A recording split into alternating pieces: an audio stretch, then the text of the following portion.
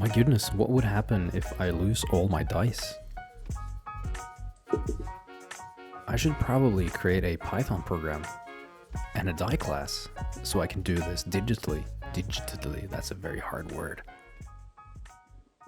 All right, let's get into it. We're gonna write a die class today, and the die class is super simple. It takes like a minute to write it.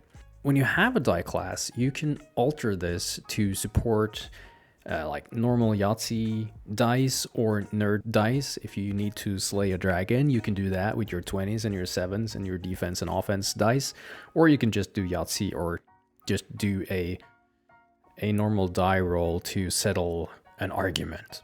Let's get into that. Let's do the die class first. It's super simple.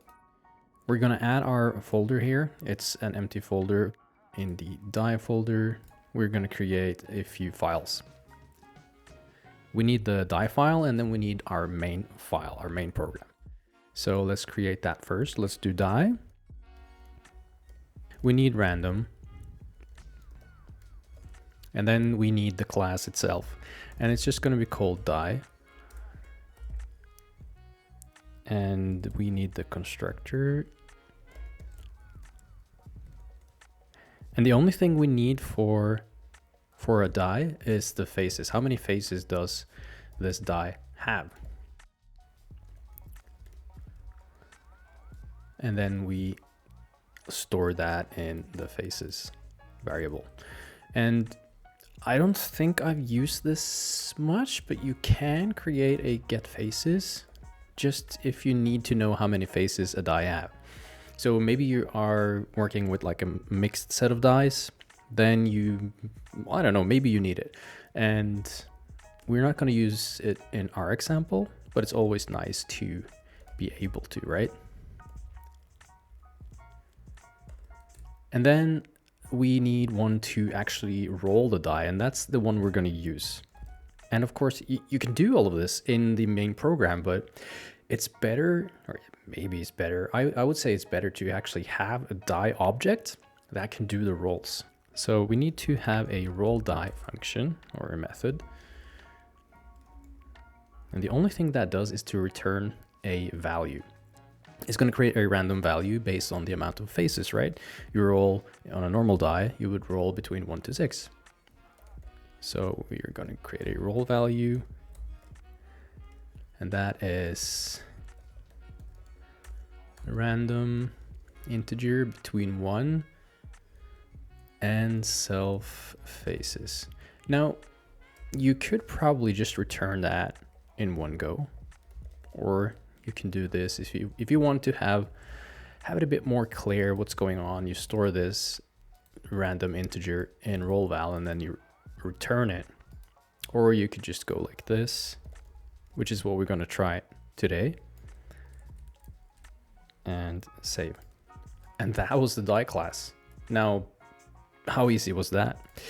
We need another file as well, and that's going to be our main program. So we're just going to call that main. Well, the first thing we're going to do is to actually import the die. So from die, import die. Now we have access to this die object. So if we want to create a die, so let's say we want to do something like this, we can just do a die with 5 faces, or let's do 6 because that's the default one. And then if we print this, Python 3 main py, you can see we get the actual object, die object, right? So that means it's created an object and stored in memory, but we don't really want that object. We want the value, right? We normally want the value of the die. So we can just roll it. So if we roll the die, it's going to return that random value. 2, 1, 4, 6. So that works. So that's awesome. Now we know how to create a die. And in our case now, we want to create a dice list. Because say you're working with something like Yahtzee and you need to roll 6 or 5 dice. Then we need to generate some kind of a function that can do that. So that's the first thing we're going to do. We're going to do the generate dice. Def And what do we need here? We need amount. How many dice do we need? And then we need faces. Like how many faces do these dice have? This does not support multiple dice with different amount of faces. In this function, we're generating the same amount of faces for amount of dice. We're going to use list comprehension because I love that. So the dice list is going to be a list, and we're going to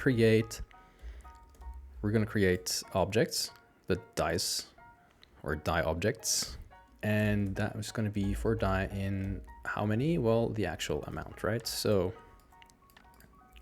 we're going to create an object and loop through that through the entire range of the amount you set.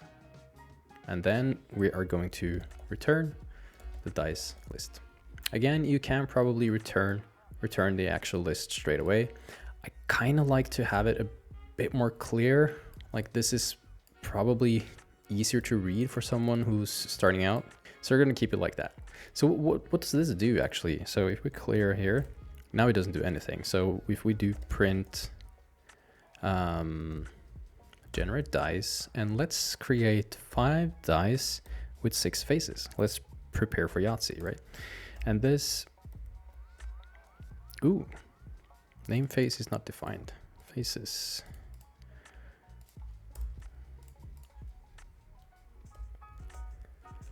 And this returns all the objects, right? So now we can see that we do have 1, 2, 3, 4, 5, 6 dice. And that's exactly what we want. We haven't rolled them yet.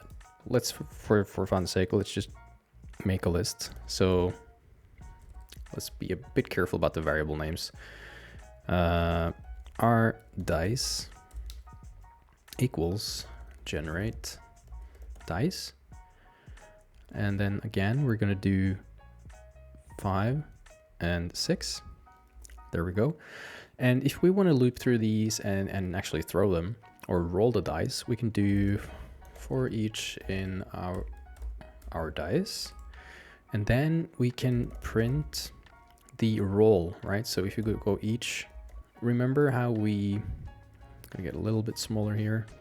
There we go. Remember the roll die. So we can actually just go dot roll die, and then it's going to print a roll for each die. So let's see if that works. It doesn't. So because we have stupid typo, there we go, 21653. So we can see how that kind of starts to nest into some kind of a functional program. The next function that I want to make is the roll function. So let's def roll. What are we rolling? We're rolling our dice. Okay, so that's our input. So our values that we create when we roll is equal to, this is also going to be a list comprehension. So we're going to roll our die, roll die for die in dice. So whatever we pipe in here, which in our case would probably be this list. So we throw a list in here and then we roll all the die in the list. So what are we left with then? Well, we're left with values. So you can return the values. And the values is just, well, we can have a look at it, right? Let's print this. We're going to generate that. And then we're going to roll, print that, print, roll our dice. Ooh, side, that's nothing. Dice. Clear.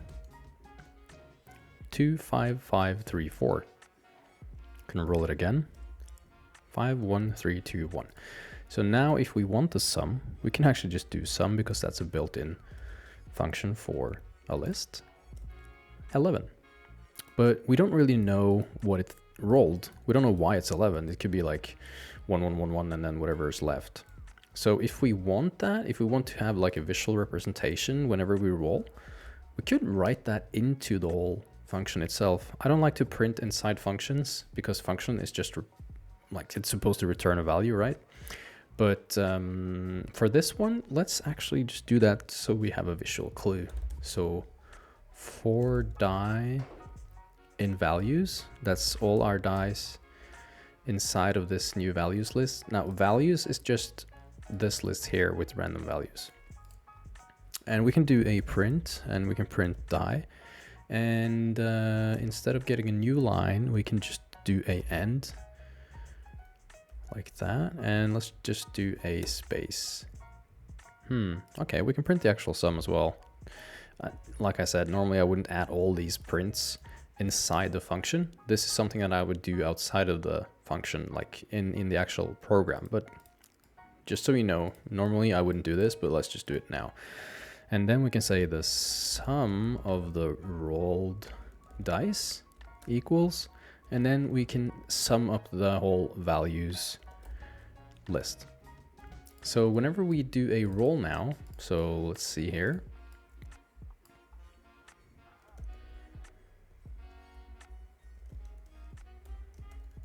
It's going to take care of all the printing as well. So clear, or theoretically, let's have a go. Yay.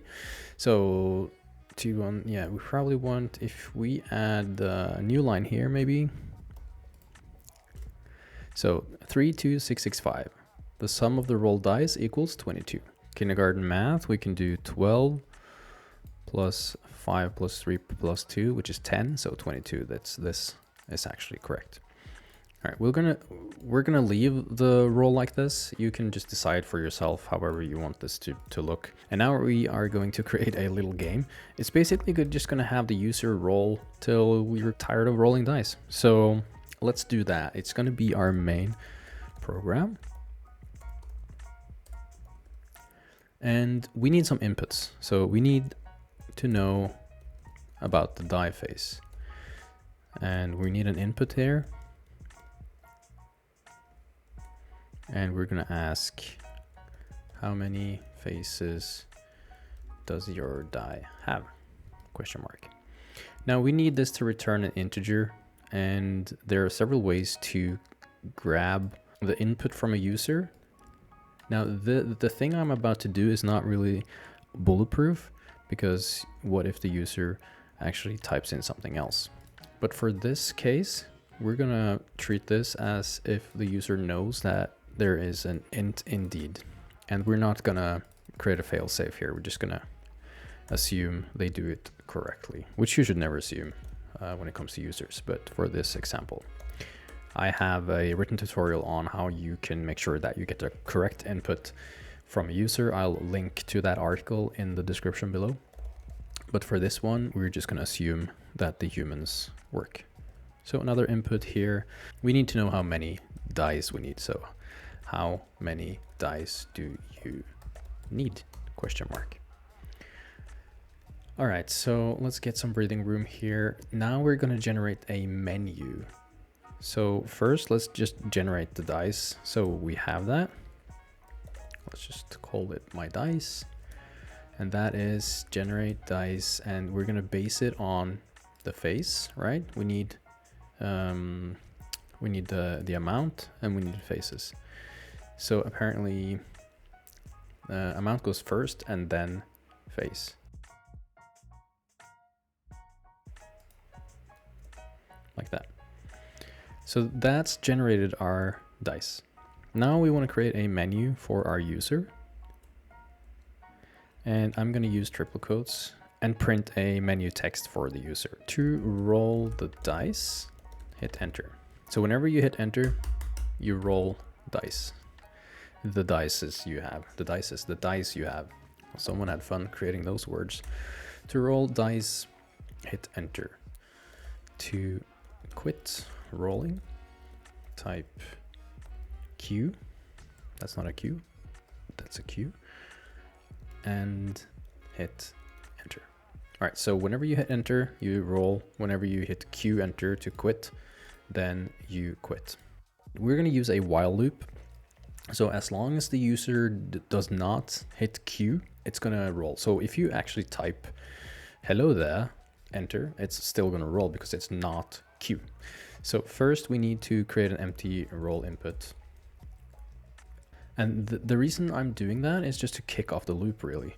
So because this is now empty, which means it's not Q, it's going to start the actual game. So while the roll input is not Q, because that's our quit, then do all those things. So we are going to roll our dice, which is just basically, it's just a roll function, right? So we are rolling my dice, or your dice, or dice. And that's going to give us both the rolled list and the sum, if I remember correctly. Let's save that. We also need to make sure that if we don't add a new roll input, so the user has a chance to edit the actual roll input, it's just going to be an infinite loop. So we need to make sure that we do roll input and ask the user for new input. So that's input, and it can be something easy. It can just, so something simple. It can just be roll or quit. And then we can give them a hint, enter or Q. I think that's it. Let's try. If main equals, if name equals main, go main, and we have main here. Let's save, clear the window and fire it off. So how many faces does your die have? 6. How many dice do you need? 5. To roll the dice, hit enter. To quit rolling, type Q and hit enter. Okay, so the first roll already happened. It's 3, 5, 6, 5, 6, and the sum is 25. Roll or quit? Well, I can just keep rolling, right? 3, 5, 6, 1, 3. You can see it's generating random numbers and random, not random sums, but the sum of the random numbers, whenever I hit enter. And then if I go Q, it quits. Brilliant. That's it.